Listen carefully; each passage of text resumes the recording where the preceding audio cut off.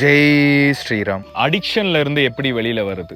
இந்த உடல் காலையில் எந்திரிச்சோன்னு எனக்கு ஒரு காஃபி வேணும், அப்பதான் நான் எந்திரிச்சு பாத்ரூம்குள்ளேயே போவேன். அதுதான் பதிவு. நைட்டு தூங்கறதுக்கு முன்னாடி இந்த ஸ்க்ரோல் பண்ணிக்கிட்டே இருந்தாதான் தூக்கம் வரும். அதே மாதிரி தான் வந்து ட்ரிங்க்ஸ் ஆகட்டும், ஸ்மோக் ஆகட்டும், இது எல்லாமே என்னன்னா அடிக்ஷன் உள்ளுக்குள்ள பதிவு போயிடுது. அப்ப இதுல இருந்து எப்படி வருது? இந்த பதிவை வந்து ரிமூவ் பண்ணணும். பதிவை எப்படி நான் ரிமூவ் பண்ணணும்?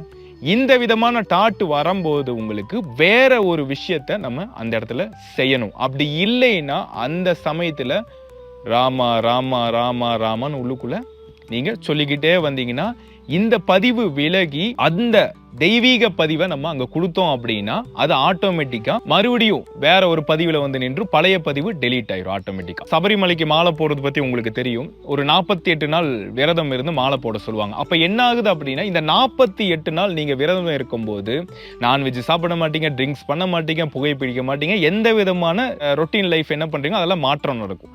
அப்ப என்ன ஆகுனா 48 நாள் இந்த உடம்பு வந்து சீரமைச்சு புது உடம்பா மாறிடும். புது உடம்பா மாறும்போது அந்த சக்தி நிலைக்கு போகும்போது அங்க இருக்கிற சக்தி நிலை ஈஸியா உணர முடியும். அப்ப அந்த பதிவுகள்லாம் டெலீட் ஆயிடுது. புது பதிவுகள், தெய்வ பதிவுகள் வந்து அங்க உட்கார்ந்துடுது. ஸோ இப்படிதான் இந்த அடிக்ஷன்ல இருந்து நம்ம ஈஸியா நம்ம வெளியே வர முடியும்.